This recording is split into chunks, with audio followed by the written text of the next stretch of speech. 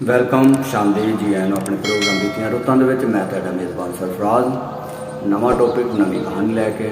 ਤੇ ਅੱਜ ਦੀ ਕਹਾਣੀ ਹੈਗੀ ਹੈ ਇੱਕ ਐਸੇ ਇਨਸਾਨ ਤੇ ਜੋ ਬਹੁਤ ਹੀ ਅਮੀਰ ਹੁੰਦਾ ਹੈ ਤੇ ਮੁਹੱਲੇ ਦੇ ਵਿੱਚ ਜਾਂ ਇਲਾਕੇ ਦੇ ਵਿੱਚ ਉਹਦੀ ਬੜੀ ਇੱਜ਼ਤ ਹੁੰਦੀ ਹੈ, ਬੜਾ ਨਾਮ ਹੁੰਦਾ ਤੇ ਲੋਕ ਬੜਾ ਉਹਦੀ ਇੱਜ਼ਤ ਕਰਦੇ ਨੇ। ਤੇ ਉਹਦੇ 3 ਬੇਟੇ ਹੁੰਦੇ ਨੇ।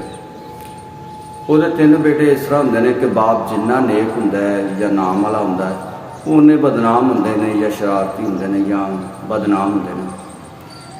ਤੇ ਉਹ ਕੀ ਕਰਦੇ ਨੇ ਕਿ ਆਪਣੇ ਬਾਪ ਦੀ ਜਿਹੜੀ ਦੌਲਤ ਹੈ ਨਾ ਅਯਾਸ਼ੀ ਦੇ ਵਿੱਚ ਹੀ ਉਡਾਉਂਦੇ ਰਹਿੰਦੇ ਨੇ ਤੇ ਨਹਾਇਤ ਹੀ ਬਦਤਮੀਜ਼ ਕਿਸਮ ਦੇ ਨੇ ਇਨਸਾਨ ਹੁੰਦੇ ਨੇ। ਤੇ ਉਹਨਾਂ ਦਾ ਵਾਲਿਦ ਜਿਸ ਟਾਈਮ ਬੁਢਾਪੇ ਦੇ ਕਰੀਬ ਜਾਂਦਾ ਹੈ ਤੇ ਉਹਨਾਂ ਨੂੰ ਬੁਲਾਉਂਦਾ ਹੈ, ਉਹਨਾਂ ਨੂੰ ਕਹਿੰਦਾ ਹੈ ਕਿ ਦੇਖੋ ਮੈਂ ਤੁਹਾਨੂੰ ਆਪਣੀ ਜਿਹੜੀ ਜਾਇਦਾਦ ਹੈ ਨਾ ਉਹਦੀ ਇੱਕ ਵਸੀਅਤ ਜਿਹੜੀ ਹੈ ਨਾ ਉਹ ਲਿਖ ਦੇਣਾ। ਵਸੀਅਤ ਉਹਨਾਂ ਨੂੰ ਲਿਖ ਦਿੰਦੇ ਨੇ ਤੇ ਵਸੀਅਤ ਲਿਖ ਕੇ ਤੇ ਉਹਨਾਂ ਨੂੰ ਕਹਿੰਦਾ ਕਿ ਬੇਟਾ ਜਿਸ ਟਾਈਮ ਮੈਂ ਮਰਾਂ ਜਾਂ ਮੇਰਾ ਜਿਸ ਟਾਈਮ ਜਨਾਜ਼ਾ ਪੜ੍ਹਿਆ ਜਾਏ ਨਾ, ਇੱਕ ਵਸੀਅਤ ਜਿਹੜੀ ਮੇਰੀ ਨਾ ਉਹ ਮੇਰੇ ਜਨਾਜ਼ੇ ਤੋਂ ਪਹਿਲੇ ਪੜ੍ਹੀ ਜਾਵੇ ਉੱਚੀ ਆਵਾਜ਼ 'ਚ, ਤੇ ਇੱਕ ਜਿਹੜੀ ਉਹ ਮੇਰੇ ਜਨਾਜ਼ਾ ਪੜ੍ਹਨ ਤੋਂ ਬਾਅਦ ਜਿਹੜੀ ਨਾ ਉਹ ਉੱਚੀ ਆਵਾਜ਼ ਪੜ੍ਹੀ ਜਾਵੇ। ਤੇ ਤੁਸੀਂ ਮੈਂ ਚਾਹੁੰਦਾ ਵੀ ਇਸੇ ਤਰ੍ਹਾਂ ਤੁਸੀਂ ਨਾ ਸਲੂਕ ਦੇ ਵਿੱਚ ਆਪਸ 'ਚ ਭਰਾ ਰਿਹਾ ਕਰੋ। ਇਹ ਨਾ ਹੋਵੇ ਕਿ ਮੇਰੇ ਮਰਨ ਤੋਂ ਬਾਅਦ ਤੁਸੀਂ ਆਪਸ ਦੇ ਵਿੱਚ ਕਿਤੇ ਲੜਦੇ ਰਹੋ। ਉਦੋਂ 4 ਦਿਨਾਂ ਬਾਅਦ ਬਿਮਾਰ ਹੁੰਦਾ ਹੈ ਜਾਂ ਆਸਤਾ ਆਸਤਾ ਫੌਤ ਹੋ ਜਾਂਦਾ ਹੈ। ਜਿਸ ਟਾਈਮ ਫੌਤ ਹੁੰਦਾ ਹੈ ਤਾਂ ਜਿਹੜਾ ਸੁਣਦਾ ਉਹਦੇ ਜਨਾਜ਼ੇ ਨਾਲ ਆ ਜਾਂਦਾ ਹੈ ਕਿ ਇੱਕ ਮੁਹੱਲੇ ਦੇ ਵਿੱਚ ਜਿਸ ਬੰਦੇ ਦੀ ਕੋਈ ਇੱਜ਼ਤ ਹੋਵੇ, ਕੋਈ ਕਦਰ ਹੋਵੇ ਨਾ, ਜਾਂ ਕੋਈ ਉਹਨੇ ਚੰਗੇ ਕੰਮ ਕੀਤੇ ਹੋਣ, ਤੇ ਜਿਹੜਾ ਬੰਦਾ ਉਹਦੀ ਫੌਤਗੀ ਦੀ ਖਬਰ ਸੁਣਦਾ ਨਾ, ਉਹਦੀ ਕੋਸ਼ਿਸ਼ ਹੁੰਦੀ ਕਿ ਯਾਰ ਉਹਦੇ ਜਨਾਜ਼ੇ ਨਾਲ ਰਲਿਆ ਜਾਵੇ। ਲਿਹਾਜ਼ਾ ਇਸੇ ਤਰ੍ਹਾਂ ਇਹਦੇ ਜਨਾਜ਼ੇ ਨਾਲ ਵੀ ਕਾਫੀ ਆਵਾਮ ਜਿਹੜੀ ਨਾ ਉਹ ਸ਼ਾਮਲ ਹੁੰਦੀ, ਸ਼ਿਰਕਤ ਕਰਦੀ ਹੈ। ਤੇ ਜਿਸ ਟਾਈਮ ਉਸ ਦੀ ਲਾਸ਼ ਨੂੰ ਲੈ ਜਾਂਦੇ ਨੇ ਕਬਰਸਤਾਨ ਮੌਲਾਨਾ ਸਾਹਿਬ ਜਿਹੜੀਆਂ ਸਫਾ ਸਿੱਧੀਆਂ ਕਰਾਉਂਦਾ ਜਨਾਜ਼ਾ ਪੜ੍ਹਨ ਵਾਸਤੇ, ਸਫਾ ਸਿੱਧੀਆਂ ਹੋ ਜਾਂਦੀਆਂ। ਤੇ ਜਿਸ ਟਾਈਮ ਮੌਲਾਨਾ ਸਾਹਿਬ ਜਨਾਜ਼ਾ ਪੜ੍ਹਾਉਣ ਦਾ ਆਗਾਜ਼ ਕਰਨ ਲੱਗਦੇ ਨੇ ਤੇ ਉਹਦਾ ਜਿਹੜਾ ਬੇਟਾ ਹੁੰਦਾ ਨਾ, ਉਹਨੂੰ ਇੱਕ ਵਸੀਅਤ ਜਿਹੜੀ ਹੈ ਨਾ ਉਹ ਲਿਆ ਕੇ ਦੇ ਦਿੰਦਾ ਕਿ ਮੇਰੇ ਵਾਲਿਦ ਸਾਹਿਬ ਦੀ ਵਸੀਅਤ ਹੈ।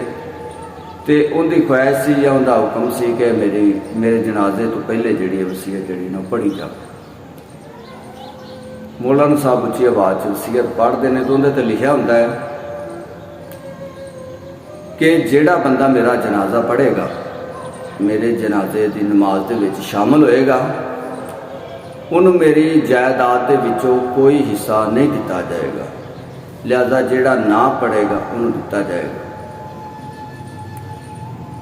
ਉਹ ਸਾਰੀ ਆਵਾਮ ਸੁਣ ਕੇ ਤੇ ਇੱਕ ਵਾਰੀ ਹੱਕੀ ਬੱਕੀ ਰਹਿ ਜਾਂਦੀ ਹੈ। ਇੱਕ ਦੂਜੇ ਦੇ ਮੂੰਹ ਹਲ ਵਿੰਦੇ ਨੇ। ਉਹਦੇ ਪੁੱਤਰ ਵੀ ਸੋਚਦੇ ਨੇ ਆਪਸ 'ਚ ਵੀ ਇਹ ਅੱਬਾ ਕੀ ਲਿਖ ਗਿਆ ਹੈ। ਲਿਹਾਜ਼ਾ ਕੀ ਹੁੰਦਾ ਉਹਨਾਂ ਦੇ ਜਿਹੜੇ ਲੋਕ ਆਏ ਹੁੰਦੇ ਨੇ, ਇੱਕ ਸ਼ਖਸ ਨਿਕਲ ਕੇ ਤੇ ਦੂਸਰੀ ਸਾਈਡ ਤੇ ਖੜਾ ਹੋ ਜਾਂਦਾ ਕਿ ਮੈਂ ਜਨਾਜ਼ਾ ਨਹੀਂ ਪੜ੍ਹਨਾ ਚਾਹੁੰਦਾ। ਉਹਦੇ ਹੱਲ ਦੇਖ ਕੇ ਦੂਜਿਆਂ ਨੂੰ ਵੀ ਹਲਾਸ਼ੇਰੀ ਮਿਲਦੀ ਹੈ। ਜਦ ਵੀ ਕੋਈ ਕੰਮ ਖਰਾਬ ਕਰਨਾ ਹੋਵੇ ਨਾ ਜਾਂ ਹੁੰਦਾ ਹੋਵੇ ਤੇ ਇੱਕ ਬੰਦਾ ਕੋਈ ਇਫਤਤਾਹ ਕਰਦੇ ਨਾ ਤੇ ਦੂਸਰੇ ਵੇਖੋ ਵੇਖੀ ਫਿਰ ਜਿਹੜੇ ਨੇ ਉਹ ਕੰਮ ਕਰਨ ਲੱਗ ਪੈਂਦੇ ਨੇ, ਭਾਵੇਂ ਚੰਗਾ ਹੋਵੇ ਤਾਂ ਭਾਵੇਂ ਮਾੜਾ ਹੋਵੇ। ਲਿਹਾਜ਼ਾ ਉਹਦੇ ਹੱਲ ਵੇਖ ਕੇ ਦੂਜੇ ਵੀ ਹੋ ਜਾਂਦੇ ਨੇ ਕਿ ਚਲੋ ਇੰਨੀ ਜਾਇਦਾਦ ਤੇ ਸਾਨੂੰ ਚਲੋ ਕੁਝ ਨਾ ਕੁਝ ਤਾਂ ਮਿਲੇਗਾ। ਉਹ ਆਸਤਾ ਆਸਤਾ ਸਾਰੇ ਲੋਕ ਉੱਧਰ ਹੋ ਜਾਂਦੇ ਨੇ, ਰਹਿ ਜਾਂਦੇ ਨੇ ਬੇਟੇ। ਉਹ ਵੀ ਸੋਚੀ ਪੈ ਜਾਂਦੇ ਨੇ ਕਿ ਯਾਰ ਜਾਇਦਾਦ 'ਚ ਹਿੱਸਾ ਹੀ ਨਾ ਮਿਲਿਆ ਤਾਂ ਫਾਇਦਾ ਵੀ। ਉਹ ਕੀ ਕਰਦੇ ਨੇ, ਉਹ ਵੀ ਉੱਧਰ ਚਲੇ ਜਾਂਦੇ ਨੇ ਕਿ ਚਲੋ ਯਾਰ ਕੁਝ ਨਾ ਕੁਝ ਤਾਂ ਤੁਹਾਨੂੰ ਲੱਭੇਗਾ। ਉਹ ਵੀ ਉਸ ਸਾਫ 'ਚ ਹੋ ਜਾਂਦੇ ਜਾਂ ਉਸ ਜਗ੍ਹਾ 'ਤੇ ਚਲੇ ਜਾਂਦੇ ਨੇ ਵੀ ਜਿੱਧਰ ਵੀ ਅਸੀਂ ਨਹੀਂ ਜਨਾਜ਼ਾ ਪੜ੍ਹਨਾ। ਇਹ ਹੁੰਦਾ ਸਾਰੇ ਨੂੰ ਉੱਥੋਂ ਨਾ 3 ਮਲੰਗਾਂ ਦਾ ਗੁਜ਼ਰ ਹੁੰਦਾ ਹੈ। ਜਿਸ ਟਾਈਮ ਗੁਜ਼ਰ ਹੁੰਦਾ ਤਾਂ ਵੇਖਦੇ ਨੇ ਕਿ ਲੋਕ ਇਕੱਠੇ ਹੋਏ ਨੇ। ਅੱਗੇ ਆਉਂਦੇ ਨੇ ਤੇ ਦੇਖਦੇ ਨੇ ਕਿ ਇੱਕ ਲਾਸ਼ ਪਈ ਜਾਂ ਜਨਾਜ਼ਾ ਪਿਆ ਹੈ। ਪੁੱਛਦਾ ਵੀ ਮੌਲਾਨਾ ਸਾਹਿਬ ਕੀ ਗੱਲ ਹੈ ਵੀ ਜਨਾਜ਼ਾ ਨਹੀਂ ਪੜ੍ਹਦੇ। ਉਹ ਸਾਰਾ ਕਿੱਸਾ ਜਿਹੜਾ ਨਾ ਉਹਨਾਂ ਨੂੰ ਸੁਣਾ ਦਿੰਦਾ ਹੈ। ਤੇ ਉਹ ਆਉਂਦੇ ਵੀ ਖੁਦਾ ਦੇ ਬੰਦਿਓ ਵੀ ਤੁਸੀਂ ਪੈਸਿਆਂ ਵਾਸਤੇ ਉੱਧਰ ਚਲੇ ਗਏ ਹੋ, ਅੱਜ ਕਿਸੇ ਦਾ ਜਨਾਜ਼ਾ ਪੜ੍ਹੋਗੇ, ਕੱਲ੍ਹ ਨੂੰ ਕੋਈ ਤੁਹਾਡੇ ਜਨਾਜ਼ੇ ਦਾ ਸ਼ਾਮਲ ਹੋਏਗਾ, ਤੁਹਾਡਾ ਜਨਾਜ਼ਾ ਵਗੈਰਾ ਪੜ੍ਹੇਗਾ, ਤੇ ਤੁਸੀਂ ਇੰਜ ਨਾ ਕਰੋ। ਪਰ ਉਹ ਨਹੀਂ ਸੁਣਦੇ। ਉਹ ਕਹਿੰਦਾ ਵੀ ਮੌਲਾਨਾ ਸਾਹਿਬ ਸਾਨੂੰ ਤੇ ਦੁਨੀਆ ਦੇ ਪੈਸੇ ਪੂਸਿਆਂ ਨਾਲ ਕੋਈ ਨਹੀਂ, ਲਿਹਾਜ਼ਾ ਅਸੀਂ ਜਨਾਜ਼ਾ ਪੜ੍ਹਨੇ ਆ ਤੇ ਤੁਸੀਂ ਨਾ ਸ਼ੁਰੂ ਕਰੋ। ਮੌਲਾਨਾ ਸਾਹਿਬ ਨੂੰ ਵੀ ਥੋੜ੍ਹਾ ਹੌਸਲਾ ਹੁੰਦਾ ਹੈ ਕਿ ਚਲੋ ਕੋਈ ਲੋਕ ਤੇ ਆਏ ਵੀ ਹੁਣ ਮੈਂ ਜਨਾਜ਼ਾ ਪੜ੍ਹਨਾ। ਜਨਾਜ਼ਾ ਜਿਸ ਟਾਈਮ ਪੜ੍ਹਿਆ ਜਾਂਦਾ ਹੈ, ਜਨਾਜ਼ਾ ਪੜ੍ਹਨ ਤੋਂ ਬਾਅਦ ਉਹਦਾ ਬੇਟਾ ਜਿਹੜਾ ਦੂਸਰੀ ਵਸੀਅਤ ਲਿਆ ਕੇ ਦਿੰਦਾ ਵੀ ਬੁਲੰਦ ਆਵਾਜ਼ 'ਚ ਵੀ ਪੜ੍ਹੀ ਜਾਵੇ। ਉਹ ਦੂਸਰੀ ਵਸੀਅਤ 'ਤੇ ਕੀ ਲਿਖਿਆ ਹੁੰਦਾ, ਉਹ ਕਹਿੰਦਾ ਕਿ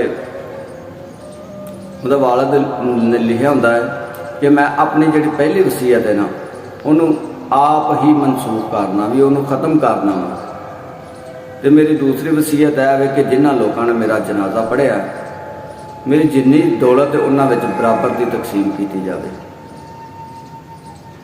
ਹੁਣ ਉੱਚੀ ਆਵਾਜ਼ 'ਚ ਉਹਨੇ ਪੜ੍ਹ ਲਿਆ ਹੁੰਦਾ ਹੈ, ਸਾਰਿਆਂ ਸੁਣ ਲਿਆ ਹੁੰਦਾ ਹੈ। ਹੁਣ ਜਿਹੜੇ ਤਾਂ ਉੱਧਰ ਸਨ ਜਾਂ ਉਹਦੇ ਪੁੱਤਰ ਵੀ ਉੱਧਰ ਸਨ, ਤੇ ਸਿਰ 'ਤੇ ਹੱਥ ਮਾਰਦੇ ਨੇ, ਪਛਤਾਉਂਦੇ ਨੇ ਵੀ ਇਹ ਕੀ ਹੋਇਆ।